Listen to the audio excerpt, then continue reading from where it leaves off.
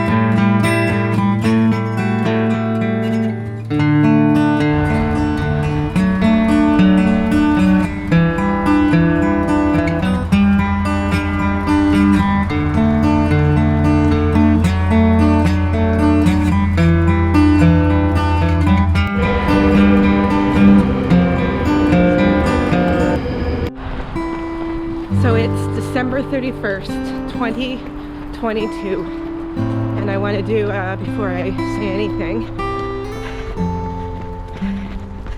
a little shout out to Douglas Brannigan, whose birthday it would have been. He passed away in 2017, and my grandpa, Rod Adams, and it's just slipping my mind what year he passed away. Do you remember? Maybe 2012, I think.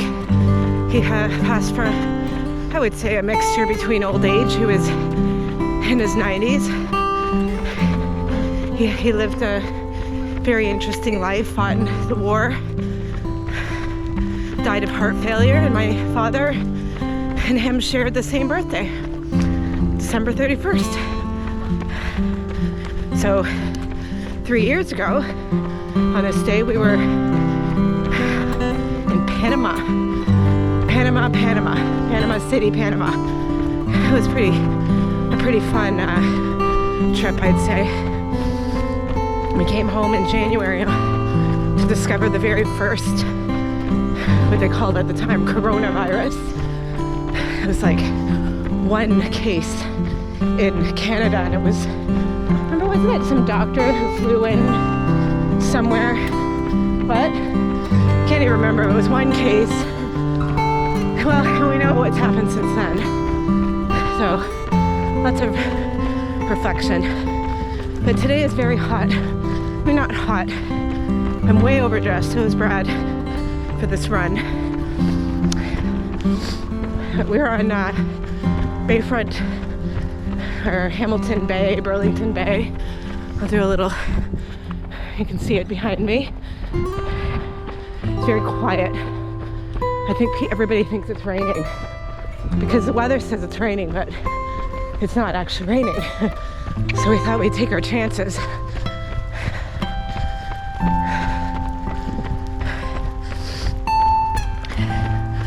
But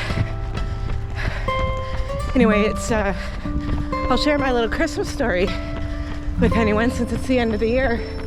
I can call it a series of unfortunate events, which started with, no offense to family, inviting all my family over because for a Christmas dinner, and I think it caused a bit of anxiety initially because Brad and I haven't really done it before, but we haven't done it at all in the last 3 years. So it started with asking everyone to take a COVID test, which not everyone was receptive to, but we did. And then, of course, buying all the food and figuring out how much we had. And I guess, what did it start with? The day of getting up and making, the first thing I did was, that's a train, chopping potatoes and carrots, but reaching up for a dish and having that really nice glass ball break. And I got really frustrated at that, a little art piece. And then from there, I went to go get a dish out of the cupboard to discover a really horrific sight of a dead mouse inside this dish, which prompted Brad to now clean out the entire cupboard and all the dishes, for obvious reasons. That wasn't fun and took up time. And then what? Oh, I couldn't figure out why nothing was cooking in the oven because I had it on some weird setting. Our oven, it's a newer oven, has a convection. So, Happy New Year. Food wouldn't cook. The carrots took like 2 hours. They still weren't done, and the squash wasn't done. It just was like one thing after another. Finally decided, okay, I'm gonna go take a shower. Oh yeah, the gravy. I opened the fridge and the whole thing of gravy that was pre-made just splattered everywhere. Fell out all over the floor, all over everything. It was just like, okay, it's now all over me. I'm hot, I'm sweaty. I need to take a shower. What? I'm also covered in gravy. And then I go to turn on the shower and the knob thing breaks and the hot water is pouring out and it won't stop. And so, Brad, you gotta come up. The water won't turn off. It's all hot. Brad tries to turn it off. Nothing. Brad tries to find some tool to turn it off. Nothing. I text my neighbor Rob, who has a bunch more tools. He comes over, see if he can help, knowing we have company coming over in like 20 minutes. Nope. Water's still rushing out. Our only option, we had to turn the whole house worth of water off on the main valve. So now we have company coming in 15 minutes and we have no water. No way to do dishes, flush toilets. That was fun. Something I will always remember. Not. So we did it. Everybody came. For the most part, everybody had fun, I think.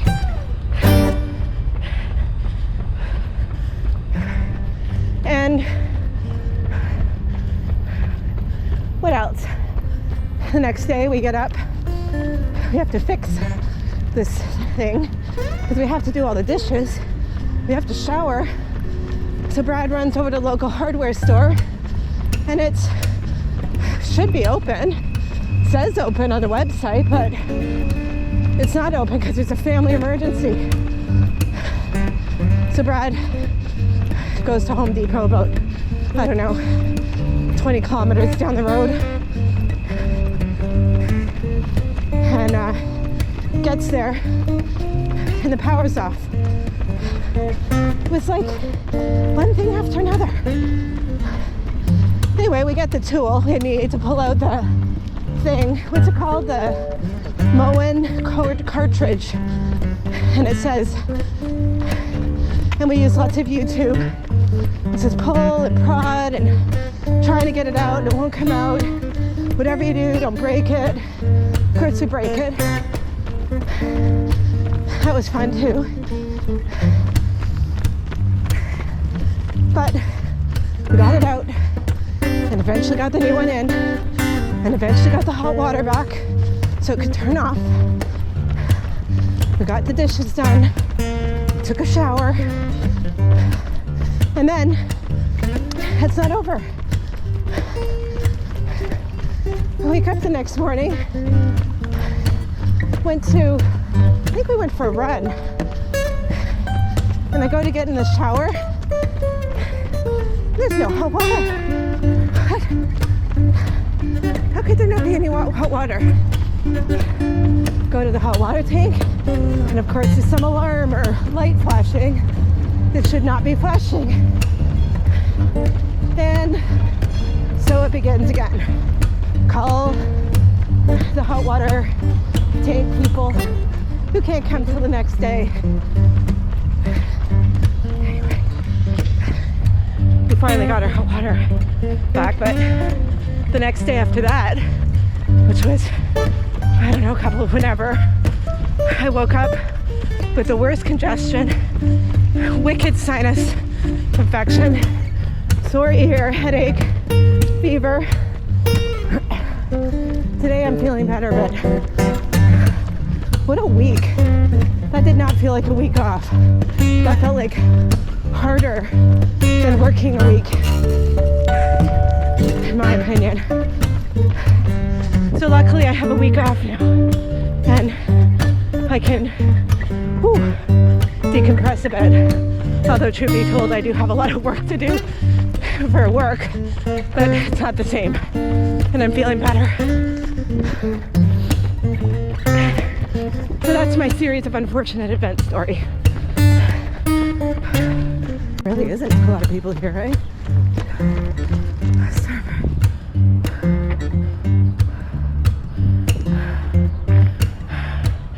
The water behind me sometimes by now would be frozen and we'd have ice fishing going on, but the temperatures just fluctuated so much this year. I mean, right now it's, I could be wearing much less, but it's, you can kind of see it has a little bit of a nice, it's warm. It's about 12 degrees Celsius, which is warm for December 31st. There won't be any boats going in there though.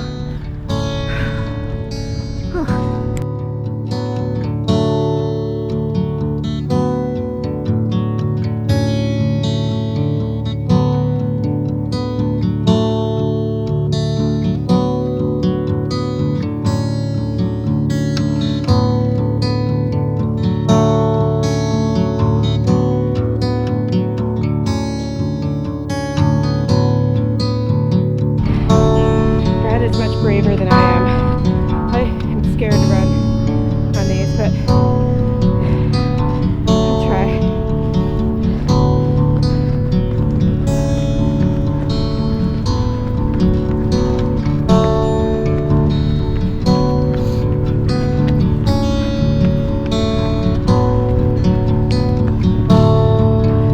There's swans.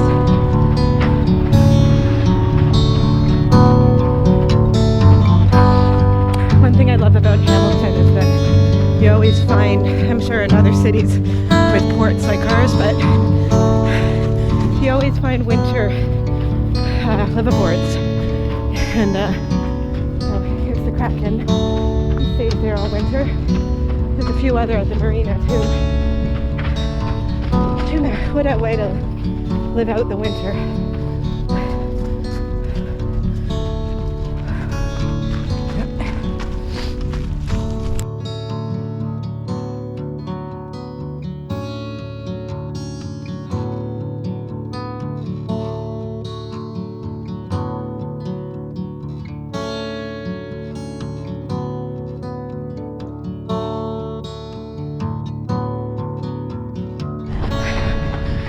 fun fact about the spot in Hamilton and surrounding areas, it was started about 2017 and lasted past the summer of 2018, where the water levels got really, really high. And it was a mixture between some locks down, I guess, possibly along the canals that were changed, I don't know, but all of this where we are right now, and you can see, was all underwater.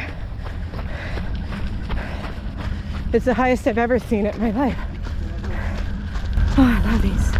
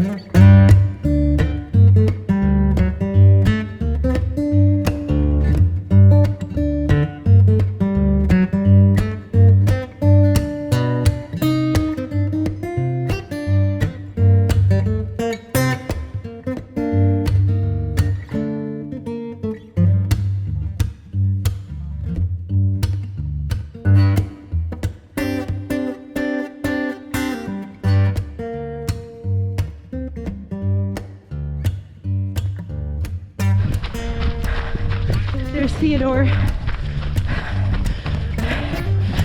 the tugboat. I don't know why he's parked there, but he is.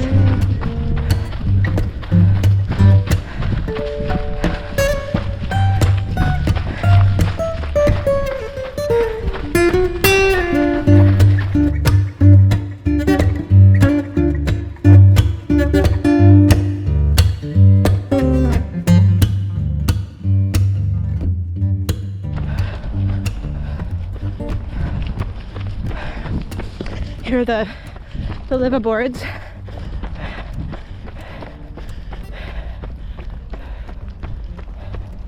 It's pretty impressive. So if you are ever going to come this way, this path has a gap. They haven't put a bridge on, so it's nice to walk, but you won't get across until they do the bridge.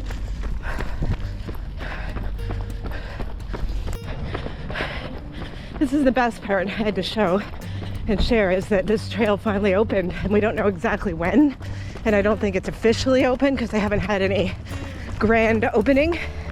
But if you go from the yacht club here, and even though you see this fence, the trail is now accessible, and this is the spot I was talking about earlier. But it's now open.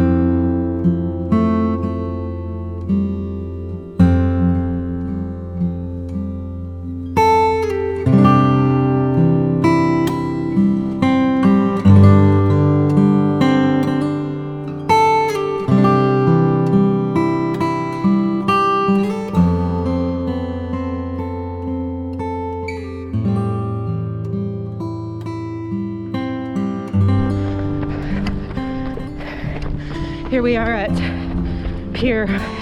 leaving Pier 7, heading to Pier 8. again, a new addition. You can see a boat way over there. Big ship. Maybe the camera can't see it. Bridges are gone.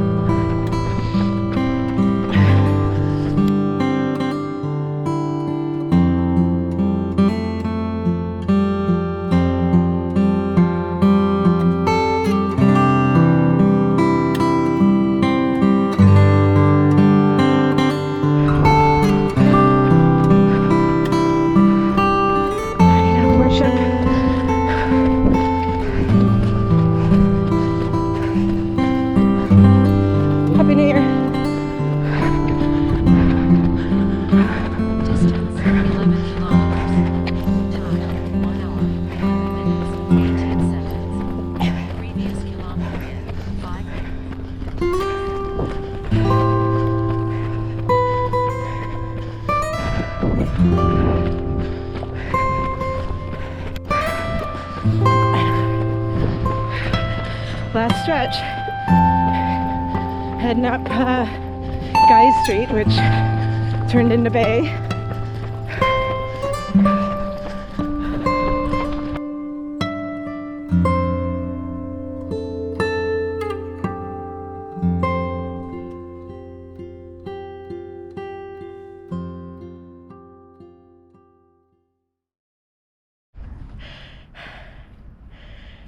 One thing I did want to mention before I sign off, and just wish everyone a happy new year, and safe and healthy 2023, is I just want to do a big shout out to Dr. Joe Oliver, a Hamilton doctor who I started following on Twitter, but he's really helped me see and learn a little bit more about the science of COVID and how to keep ourselves protected using the tools that we have.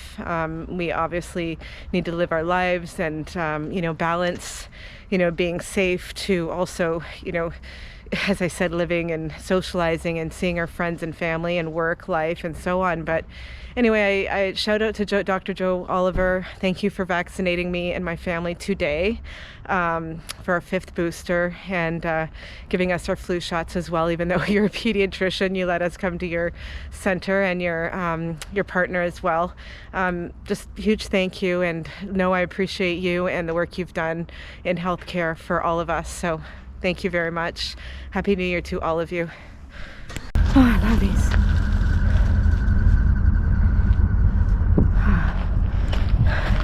Oh, I love these.